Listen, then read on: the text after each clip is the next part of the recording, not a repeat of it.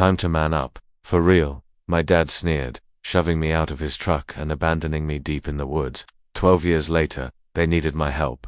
I guess I should start from the beginning. I'm 30, male, and I grew up feeling like I lived with a drill sergeant who had a massive soft spot for his star recruit. My younger brother, Jared, 28, male. From day one, that kid could do no wrong. Dad treated him like he was God's gift to humanity, while I got the "you're a disappointment" special every single day. My dad was the type who thought yelling solved problems and that manning up was the answer to everything, from a broken arm to depression. Mom wasn't much help. She always took Jared's side, making excuses like Jared's just sensitive or Jared needs extra support. Meanwhile, I couldn't even get a ride to school when it was pouring rain. I once had to walk 2 miles in a thunderstorm because Mum was busy driving Jared to soccer practice. I got pneumonia after that, and Dad still called me weak for missing school. And Jared, that little terror, knew exactly what he was doing. He'd wait until our parents weren't looking, then break my stuff and blame me for it. When I was 14, he deliberately erased my essay off the family computer the night before it was due. When I tried to explain it to my teacher, I got detention for making excuses. Another time, he stole the $120 I'd saved up for weeks mowing lawns. When I found the empty box in his room and confronted him, he ran to Mum, crying about how I'd gone through his stuff and accused him of stealing. Mum searched his room half-heartedly but conveniently missed the new video game he'd bought. With my money, the favoritism was so blatant, it was almost laughable. My sister, Claire, 31, female, saw what was happening. She was older than me and smart enough to stay under the radar. Sometimes she'd give me these looks across the dinner table when Dad was tearing into me about something stupid, like not mowing the lawn in perfect diagonal lines. She knew it was messed up, but honestly, I don't blame her for not stepping in. Dad had a way of making people regret standing up to him. Dad had this whole philosophy about raising real men, which basically meant treating me like dirt while letting Jared cruise through life. When I was 14, Dad made me rebuild our deck in the middle of summer while Jared played video games inside with the AC blasting. I passed out from heat exhaustion and Dad just dumped water on me and told me to get back to work. Fun times. School was my escape. I was actually pretty good at it, especially math and science. My teachers said I had potential, but Dad didn't care about my grades. The only time he ever noticed my report card was when I got a C+. He gave me this whole lecture about embarrassing the family name. Meanwhile, Jared was barely passing most subjects but got praised for his B-. When I turned 18, things went from bad to worse. Dad dropped a bomb on me. I had to start paying rent $600 a month, plus utilities and groceries. Golden boy Jared, meanwhile, didn't have to pay a cent or lift a finger around the house. Dad said it was because Jared was focusing on his football scholarship, but I was busting my butt in school too. So there I was, trying to finish my senior year while working 2 jobs, pulling 30 to 35 hours a week on top of classes. My grades took a hit. I was sleeping maybe 4 to 5 hours a night and started getting killer migraines. Dad just said I was being weak and needed to toughen up. By graduation, I was basically a walking zombie, lost about 20 pounds, with dark circles under my eyes like I'd been punched. Mum would act concerned sometimes when Dad wasn't around, but never actually did anything to help. Jared would just smirk when Dad made comments about how I wasn't pulling my weight, even though I was literally contributing to household expenses. Claire would sometimes slip me an energy drink or cover one of my chores, but she was heading to college soon and had her own stuff to deal with. The worst part wasn't even the physical toll. It was knowing that no matter what I did, it would never be good enough. Jared could fart the national anthem and get praised for his musical talent, but I could work myself into the ground and still be the family failure. I remember this one time I fixed Dad's truck when the alternator died. I spent my whole Saturday figuring it out, got covered in grease, skinned my knuckles raw, but I got it running. Dad's response: "Took you long enough." Not even a thanks. The next day, Jared took the trash out, and I kid you not, Dad went on about how his son was becoming responsible. The double standard was insane. Then, the final straw came about 2 months after graduation. We had this massive blowout that should have been my cue to run for the hills. I'd just finished a double shift at the diner and came home dead on my feet around midnight. All I wanted was to crash for a few hours before my morning shift. But when I got to my room, I found Jared, wearing my only pair of decent work boots, tracking mud all over the place. These weren't fancy boots or anything, but they cost me a full day's pay and were the only ones I had that didn't give me blisters during 8-hour shifts. I was pissed, but too tired for a fight, so I just told him to take them off and clean them. Instead, that little punk smirked and deliberately stomped in a puddle he'd already made on my floor. That's when I lost it. I started yelling at him. Dad must have heard us, because he came storming in like I was murdering his golden son. He didn't even ask what happened. He just started tearing into me about respecting my brother's space in my room and how I needed to shut up and control. My anger when I tried explaining these were my work boots that I needed for tomorrow. Dad actually grabbed them and threw them in the trash, telling me to buy another pair like I could just pull money out of my rear after paying him most of my paychecks in rent. I finally snapped. I told him exactly what I thought of his parenting, that he was a pathetic excuse for a father who got off on tearing me down while babying his precious golden child. I said all the things I'd been holding back for years. I told him Jared was turning into a useless leech because of him. I probably should have seen what came next. Dad got right in my face, veins popping in his forehead, challenging me to do something about it, like he was hoping I'd swing first. I didn't take the bait, but it didn't matter. Dear old Dad decided a lesson in respect was due. Nothing says functional family like your father beating the crap out of his adult son over a pair of boots, right? He knocked me around the living room pretty good. Mum just took Jared to the other room so he wouldn't have to see it. Forbid the golden child witnessed Dad's anger issues in action. I managed to get out of there with just a bloody nose, a split lip, and what would become a pretty impressive black eye. About a week later, something weird happened. Dad's whole attitude changed. Not nice exactly, but less of a jerk than usual. He actually bought me new work boots without saying a word about our fight. He started asking about my jobs, even complimented me when I fixed the leaky faucet in the bathroom. I should have known something was up. Leopards don't change their spots, and my dad was basically a leopard with anger issues and a receding hairline. But when you've spent your whole life trying to get your dad's approval, even the smallest crumb looks like a feast. So I went along with it, thinking maybe getting my butt kicked had somehow been a turning point. Then, one Friday, he came up with this whole plan for us to bond on a fishing trip, just me and him, man to man.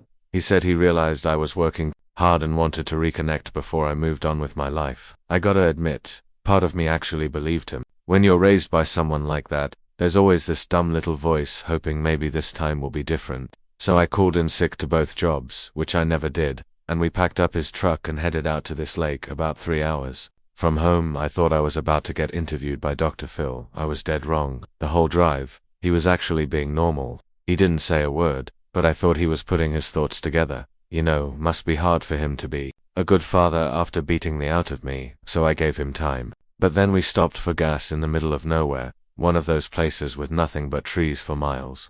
As soon as he put the truck in park, Dad's whole demeanor changed. That fake normal act dropped in an instant, his face twisting into the contempt I was more familiar with. Before I could even ask what was happening, he reached across me, flung open my door, and literally shoved me out of the truck. I stumbled and fell hard on the gravel. When I looked up, confused, he was tossing my empty water bottle after me. Time to man up, for real, he sneered. If you're tough enough to talk back to me, let's see if you're tough enough to find your own way home. Consider this your graduation, present freedom from the family you're so ungrateful for. Then he laughed and added, maybe out here you'll finally grow a pair since nothing I've done has worked. Don't bother coming back until you do. I stood there with my butt in the dirt, watching as he revved the engine and peeled out of the parking lot, dust flying everywhere. My wallet, phone, everything was still in my backpack in his truck. The realization that this entire bonding trip was planned from the start just to dump me in the middle of nowhere hit me like a punch to the gut. That's when it finally sank in. My dad never wanted to fix our relationship. He just wanted to break me one last time. So there I was, standing in a cloud of dust, watching my dad's truck disappear down the road. The gas station was one of those automated ones, no store, no attendant, just a couple of pumps with card readers. Literally nothing but trees and an empty road stretching in both directions. After the initial shock wore off, I checked my pocket. I had maybe $17 in cash, some lint, and a stick of gum. No phone, no wallet, no water bottle besides the empty one he'd thrown at me. Not exactly ideal survival gear. The temperature was dropping too. It was mid-September, and while the days were still warm, nights got pretty cold in this part of the state. I spent a good 10 minutes just looking at the road in both directions, trying to figure out which way might lead to the city. I started walking, with my thumb out whenever I heard a car, but traffic was basically non-existent, maybe one car every 30 minutes, and none of them stopped. Can't really blame them. Some random dude with a black eye on a deserted road doesn't exactly scream safe ride. After about 2 hours of walking, my feet were already starting to blister. I was getting that familiar raw spot on my heels. The sun was starting to set, and I was beginning to wonder if I'd need to figure out how to sleep in the woods. Not gonna lie, that thought was pretty terrifying. I spotted something through the trees, walked about half a mile, and found this tiny convenience store attached to what looked like somebody's house straight out of a horror movie. But beggars can't be choosers. The old dude behind the counter took one look at me. My face was still messed up from the fight with my dad. I was covered in dust from the road, and probably looked half dead from walking for hours. I made up some BS about how my buddies had played a prank on me during a camping trip and left me behind. Not sure if he believed me, but he let me use the store phone. First, I tried calling home. Mom picked up, and I'll never forget what she said. I started explaining what Dad did, expecting her to be shocked or worried or literally have any normal human reaction. Instead, she got all defensive, saying Dad had already called and told her the whole story about how I'd thrown a tantrum when he asked me to help unload the truck and how I needed to learn respect and be a man. Complete fiction, but she ate it up.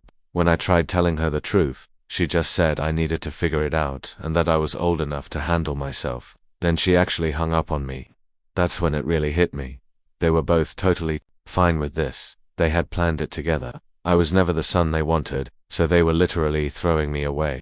The store owner was giving me this look of pity, but I had to keep it together. I was about to call Claire, but I knew she couldn't do much, and I didn't want to put her in the middle of this mess. So I called the only person I knew would actually help, my Uncle Jack, my dad's brother. They hadn't spoken in years because Uncle Jack always called Dad out on his BS parenting style. Uncle Jack had tried to stay in touch with me, but Dad always made it difficult. Still, I had his number memorized. He picked up on the third ring, and I just laid it all out where I was. What happened? Everything. There was this long pause. Then he just said, "Stay where you are. I'll be there soon." The store owner let me hang out until Uncle Jack showed up, even gave me a Gatorade and a sandwich on the house. When Uncle Jack's beat-up Ford finally pulled into the parking lot, it was almost midnight. He took one look at me and didn't say a word, just gave me this brief nod and opened the passenger door. The drive back was mostly quiet. He asked if I needed medical attention. I said no. He asked if I wanted to talk about it. I said, not yet. And that was it. No pressure. No interrogation. It was the most comfortable silence I'd ever experienced. About halfway back, I finally asked the question that had been bouncing around my head all day. Did Yak know that my dad was like this? I mean, I always knew he was an ass. Didn't know he'd go this far. After a minute he added, "Your dad was always jealous of anyone who didn't worship the ground he walked on." We drove the rest of the way to his place in silence. He lived in this small house about 2 hours from my parents. He showed me to his spare room, really more of an office with a pull-out couch, and said we'd figure things out in the morning. As I was about to crash dead on my feet from the longest day of my life, he paused at the door and said something I'll never forget. "Your dad didn't know what to do with a son who could think for himself. That's his failure, not yours." Then, he left me alone, and I slept for 14 straight hours, the first decent sleep I'd had in months. That first week at Uncle Jack's was weird as heck. I kept hoping my phone would ring with my mum calling to check if I was okay. It never did. The only family member who reached out was Claire, and her texts were super careful, like she was afraid someone would see them. Later, I found out my parents told her I'd run away after a fight with Dad and they were giving me space to cool off. Yeah, right. More like they were covering their backsides in case anyone asked questions. Anyway, Uncle Jack didn't waste time with pity parties. The day after I arrived, he took me to get a new ID since mine was in the backpack my dad drove off with. I had to go through this whole process to prove who I was without documentation. What a pain in the butt. Then we set up a new bank account that my parents couldn't access. The third day, Uncle Jack drove me back to collect my last paychecks from both jobs. That was awkward. I had to explain to my managers why I'd suddenly disappeared and wouldn't be coming back. Uncle Jack never made me feel like a burden. He wasn't the warm, fuzzy type, more of an actions speak louder than words kind of guy. But he made space for me in his life without complaint. He never asked how long I planned to stay or reminded me that I was sleeping in his office.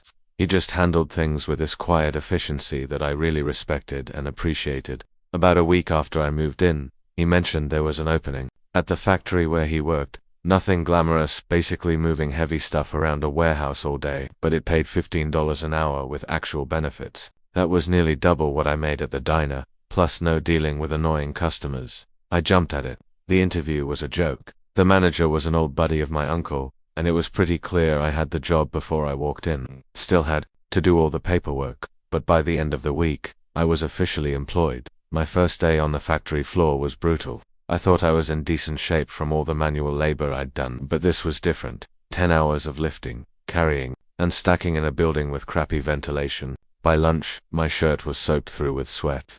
By the end of the shift, my back felt like someone had taken a baseball bat to it. Uncle Jack just tossed me some work gloves when we got home and said, "Tomorrow will be worse."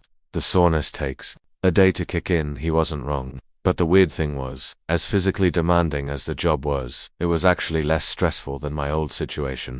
The older guys at the factory didn't treat me like dirt. If they saw me struggling with something, they'd jump in and show me a better technique instead of calling me stupid or weak. Plus, the paycheck was solid. After taxes, I was clearing more than enough to start saving, even after giving Uncle Jack some money for rent, which he tried to refuse, but I insisted. I was determined not to be a freeloader like my brother. Speaking of my brother, I heard through Claire that he totaled Dad's truck 2 weeks after they dumped me. Apparently, he was driving drunk and wrapped it around a tree. Somehow he walked away with barely a scratch, and somehow my parents weren't even mad about it. Dad just fixed a truck, and Jared faced 0 consequences. Classic. 3 months into working at the factory, I had enough saved up to buy this crappy car from one of the guys at work. It had 200,000 miles, the AC was busted, and the radio only picked up like 2 stations, but I needed it. First thing I ever owned outright. Uncle Jack helped me fix it up on weekends. Taught me how to change the oil, replace brake pads, all that practical stuff my dad never bothered with. After 6 months I was looking at apartments. I found this tiny studio above a laundromat about 10 minutes from the factory. The constant noise of washing machines took some getting used to, and the whole place smelled like fabric softener, but the rent was cheap. I signed the lease and moved in with nothing but a mattress on the floor, a folding chair, and some dishes. The next year was all about the grind. Work, save, improve my place, little by little. I started hitting the gym regularly to build up. My strength for work wasn't trying to get huge, just functional strength. Between that and hauling stuff at the factory all day, I put on about 20 pounds of muscle. Wasn't scrawny anymore, that's for sure. Uncle Jack and I fell into this routine where I'd go over to his place most Sundays. We'd watch whatever game was on, fix stuff around his house, or just hang out. He wasn't big on heart-to-hearts, but occasionally he'd drop these nuggets of wisdom that always hit hard. Claire and I stayed in touch through all this. She was away at college, which was good because it meant she didn't have to deal with our parents as much. She'd call maybe once a week, and we'd catch up. She'd fill me in on family gossip, how Jared was flunking out of community college, but somehow it was the professor's fault.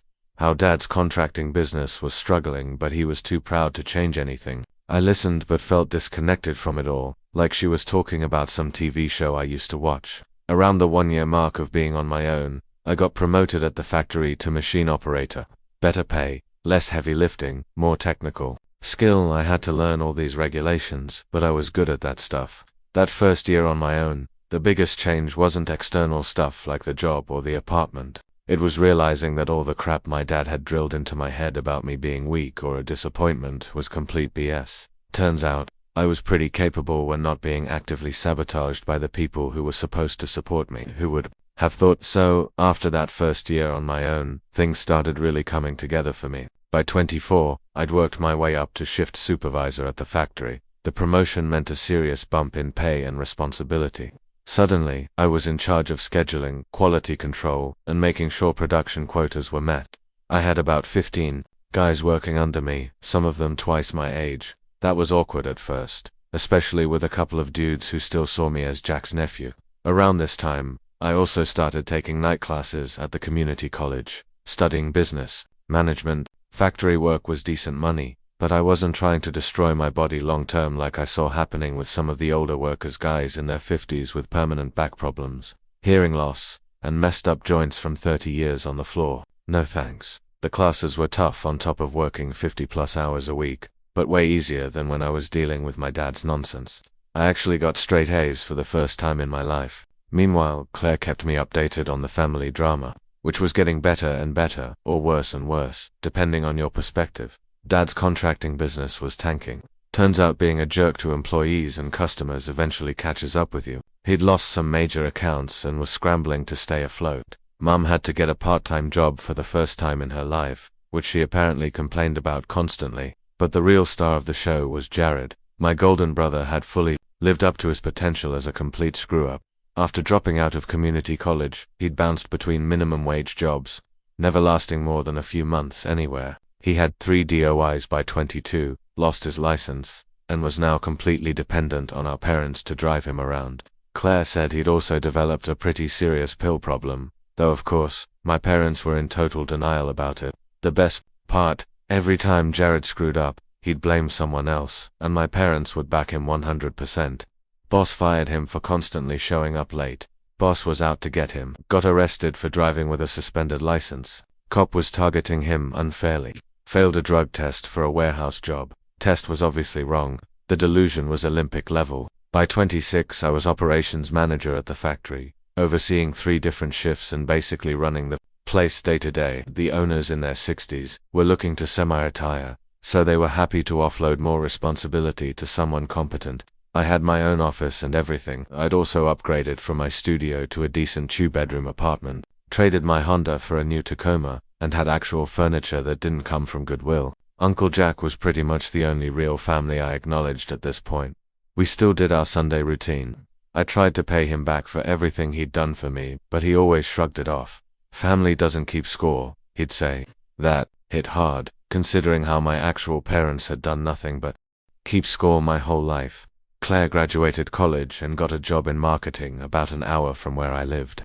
She didn't move in with me or anything, but we'd meet up for dinner every couple of weeks. It was cool seeing her build her own life, away from our parents. She was still in contact with them but kept them at arm's length. She called it her sanity distance. Then, at 28, I took the biggest risk of my life. The factory owners mentioned they were considering selling the business and retiring completely. After crunching numbers for weeks and meeting with a bank, I made them an offer. I couldn't afford to buy the whole operation outright, but I could swing a partnership deal with a path to majority ownership. They went for it, partly because they knew I could keep the place running smoothly, and partly because training a new operations manager would have been a pain in the butt for them. 2 months of paperwork and meetings later, I owned 30% of the business where I'd started loading trucks. First thing I did was hire Uncle Jack as a senior consultant with a fat salary. The man deserved to get off the floor after 40 years of hard labor. He tried to refuse, saying he didn't need charity, but I told him it was smart business to keep his knowledge in-house.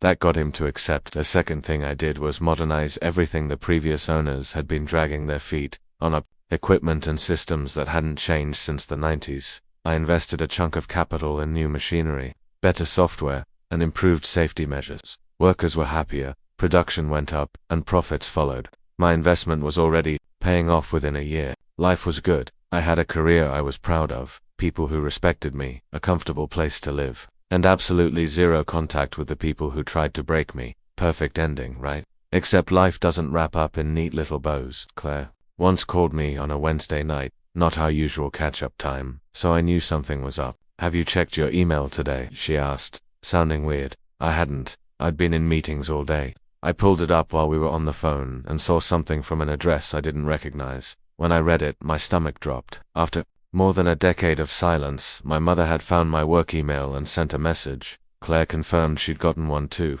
"They're in trouble," she said. Like serious trouble. Turns out my parents had gone from financially struggling to completely desperate. Dad's business had finally failed entirely. They'd taken out a second mortgage on the house years ago and were about to go into foreclosure. But the cherry on top of this sundae, they'd been gambling a lot, like pawned Mom's wedding ring a lot. Apparently, they'd convinced themselves they could dig out of the hole with one big win, and that's where Jared came in. My brother, now 28 and still living at home, had racked up some serious debts with people you don't want to owe money to. He'd used my parents' credit cards without permission, forged Dad's signature on some loan documents, and generally brought the whole house of cards crashing down. Now they were all facing the consequences together. The email was what you'd expect, vague mentions of family emergencies and difficult times, without any actual accountability. Not a single "we're sorry for abandoning you." Just this assumption, That blood would trump everything and I'd rush to bail them out. I deleted it without replying and told Claire I wasn't getting involved. She understood, but I could tell she was stressed. They were putting pressure on her to talk sense into me, since she was the only one still in contact with both sides. That night I couldn't sleep, not because I felt guilty I didn't owe them a darn thing, but because I kept thinking how predictable this all was. Everything falling apart for them was the natural consequence of how they'd lived their lives. My dad spent years tearing me down while propping up Jared as the golden child. Now I was thriving while Jared had destroyed himself and taken them down with him. It was almost too perfect. 3 days later, my work phone rang with a number I didn't recognize. Against my better judgment, I answered. "Peter, it's your mother." And that's when the real drama began. For a second, I just sat there in my office chair. I hadn't heard her voice in over a decade. It sounded older, tired, but still had that same tone she'd always used when she wanted something, this fake sweet thing that made my skin crawl. "How did you get this number?" I finally asked. She ignored the question completely, just launched into this whole speech about how they were going through a rough time and needed to put the past behind us because family has to stick together.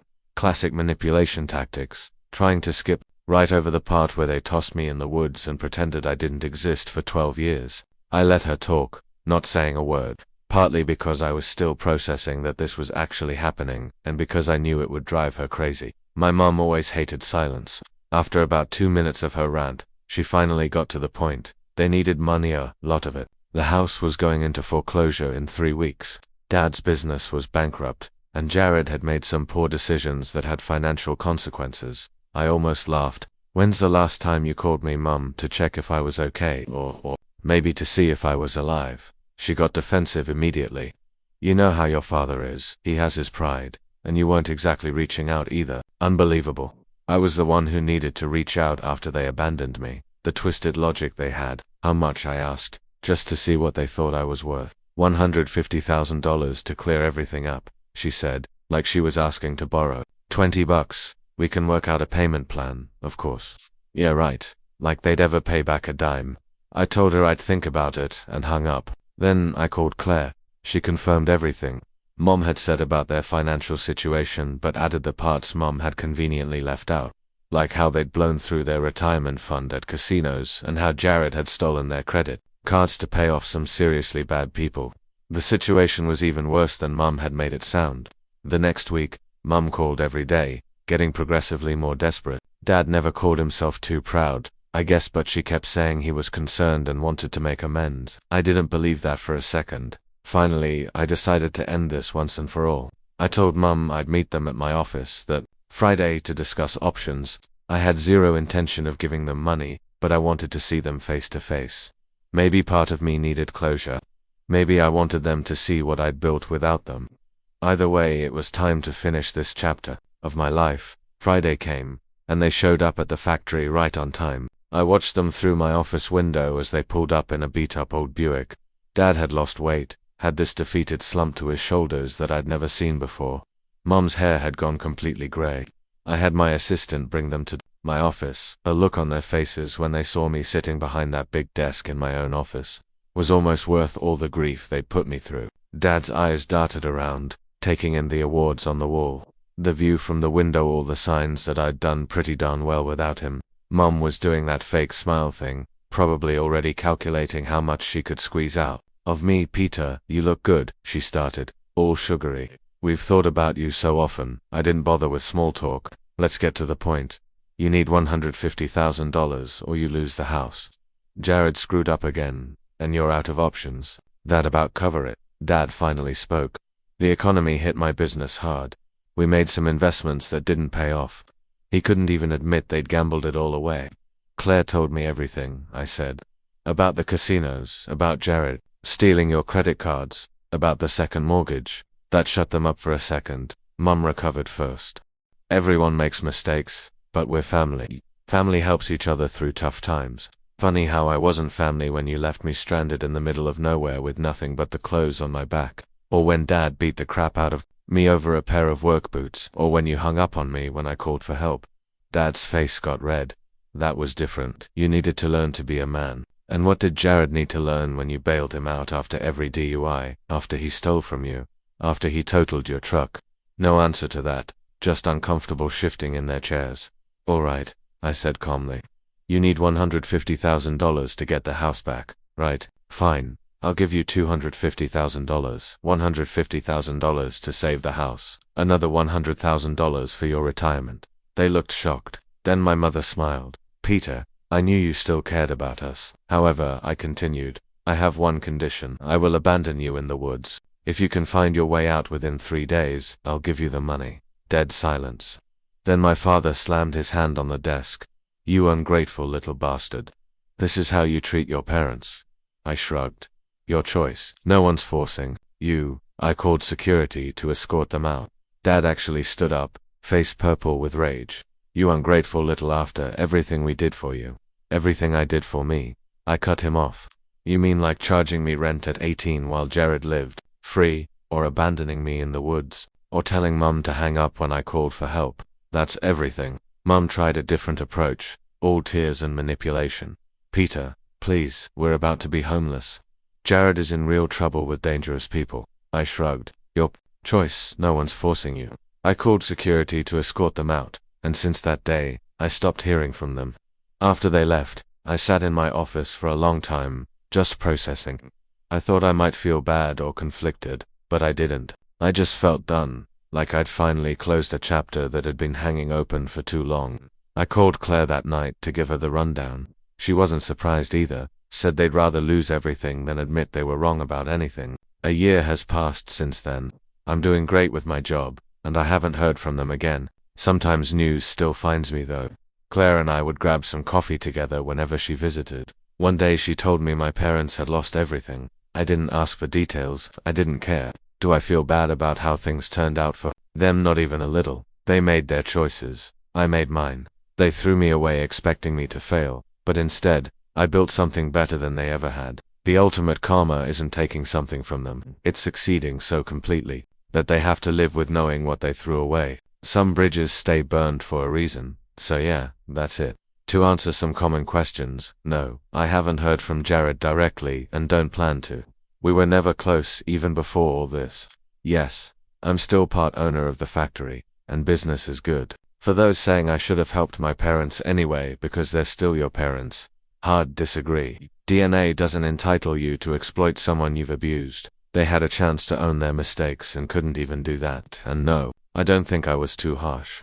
They literally abandoned me in the woods to teach me a lesson. Karma's well, you know,